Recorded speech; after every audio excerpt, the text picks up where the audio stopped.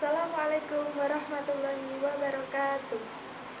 Halo adik-adik, bagaimana kabarnya pada pagi hari ini? Semoga kita dalam keadaan sehat semua ya. Oh iya adik-adik, walaupun kita belajar secara daring seperti ini, tapi kita harus tetap semangat ya. Jangan lupa juga selalu menjaga kesehatan dan biasakan untuk hidup bersih.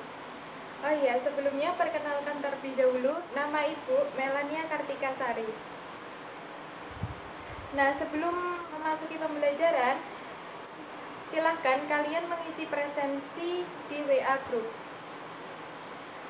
Untuk mengawali kegiatan pembelajaran pada pagi hari ini, mari kita berdoa bersama. Bismillahirrahmanirrahim.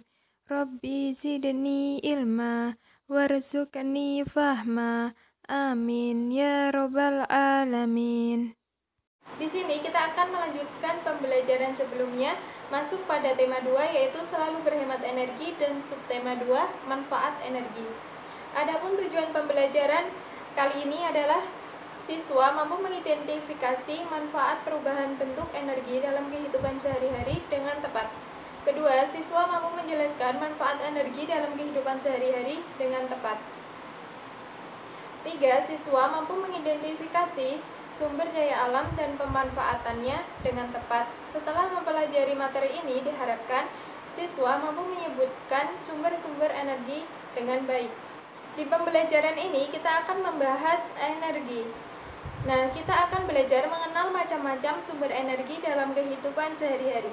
Energi pastinya diperlukan dalam aktivitas kehidupan sehari-hari. Energi ini sangat bermanfaat untuk kehidupan.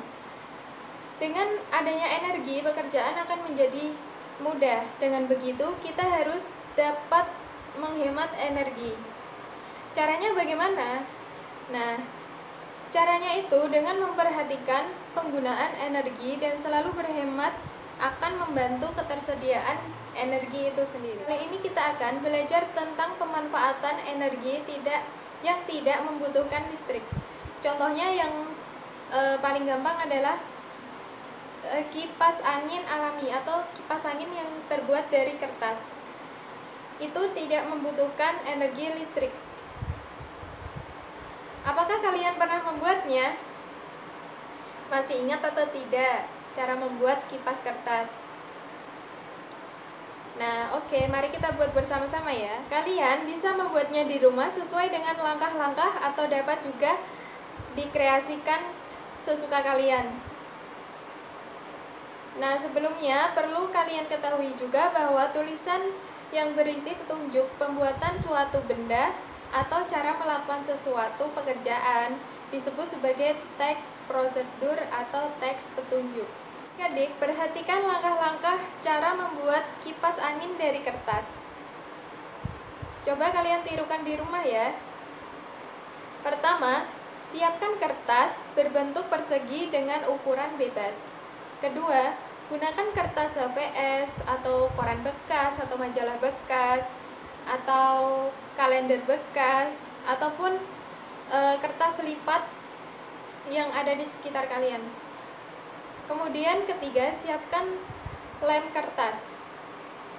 Keempat, lipat kertas pada suatu bagian ujung sekitar 1-2 cm.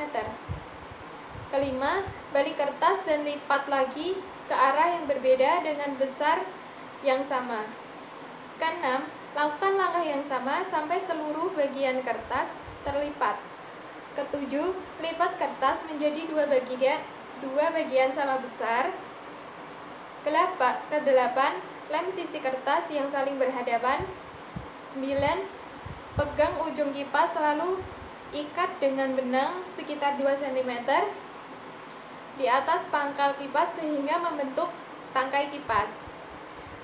Kemudian terakhir, rentangkan lipatan kipas sehingga membentuk setengah lingkaran. Kipas siap untuk dipakai. Untuk latihan kalian, coba kalian buat kipas dari kertas. Boleh mengikuti langkah-langkah seperti yang telah Ibu jelaskan, atau dapat pula kalian kreasikan sendiri sesuai dengan keinginan kalian. Itu malah lebih bagus. Coba kalian buat Dan setelah selesai membuat, coba kalian foto kemudian kirim ke WA ibu guru ya. Selanjutnya kita akan mempelajari tentang sumber-sumber energi. Nah, sumber-sumber energi itu ada banyak sekali. Pertama, energi panas, yaitu energi yang dapat mengakibatkan perubahan suhu terhadap suatu benda. Kedua, ada energi bunyi, yaitu energi yang ditimbulkan oleh benda yang bergetar. Tiga, energi potensial adalah energi yang tersimpan dalam suatu benda. Keempat, energi kinetik, energi yang dimiliki benda yang sedang bergerak. 5. Ada energi listrik, yaitu energi yang tersimpan dalam arus listrik. Keenam, ada energi cahaya, yaitu energi yang dipancarkan oleh sumber cahaya. Ketujuh, ada energi kimia, yaitu energi yang disimpan dalam bahan kimia. Setelah mengenal sumber-sumber energi, kita perlu juga mengetahui perubahan bentuk energi. Pertama, energi gerak menjadi energi panas. Contohnya itu ketika kita menggosok-gosokkan tangan, lama-kelamaan tangan kita akan berubah menjadi panas.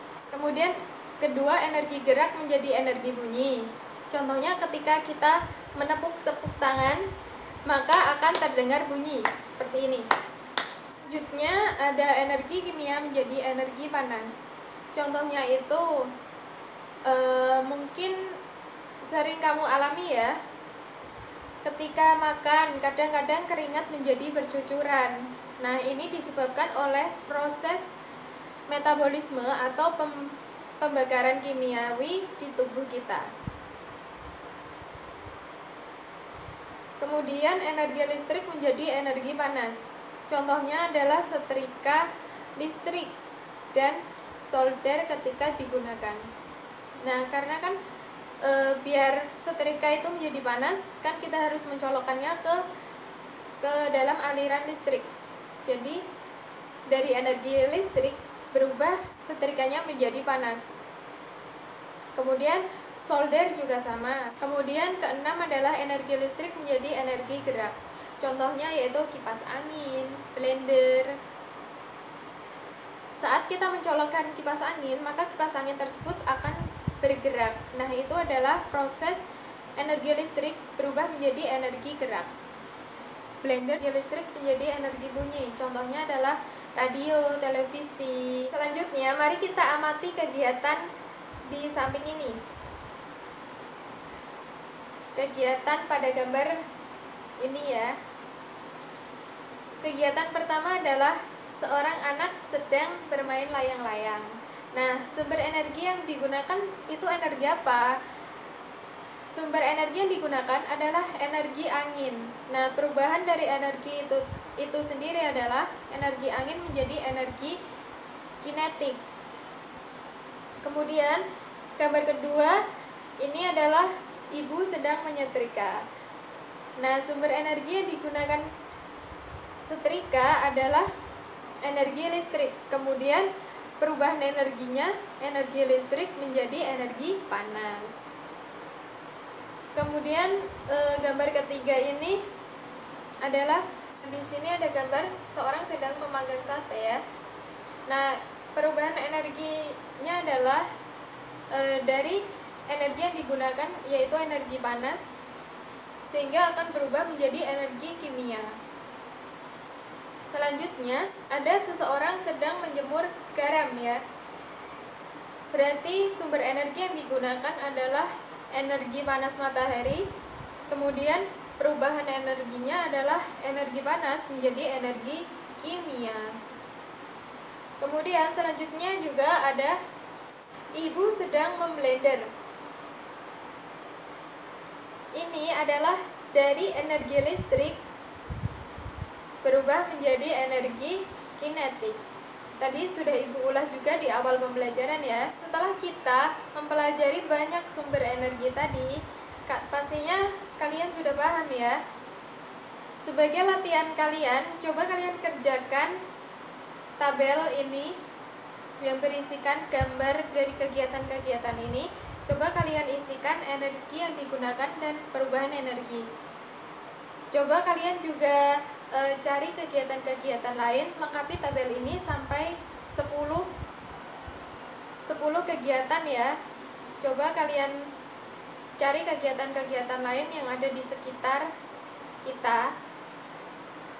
Setelah itu setelah mengerjakan, coba kalian foto dan kemudian kirim ke WA Ibu Guru ya. Ayo kita membaca. Saat sedang belajar bersama di rumah Lani, Penny terlihat tidak sehat. Seringkali ia batuk. Lani kemudian dipanggil ibu. Mereka berdua berbicara di dapur. Tidak lama kemudian, Lani datang membawa secangkir air. Ia menyodorkan minumannya kepada Penny dan meminta meminumnya. Setelah itu, Penny terlihat lega. Teman-temannya bertanya kepada Lani tentang minuman tersebut. Lani menerangkan bahwa ia baru saja memberi Penny air jahe. Ibu Lani membuat minuman dari jahe yang dicampurkan dengan sedikit gula. Di belakang rumah Lani, banyak tanaman jahe.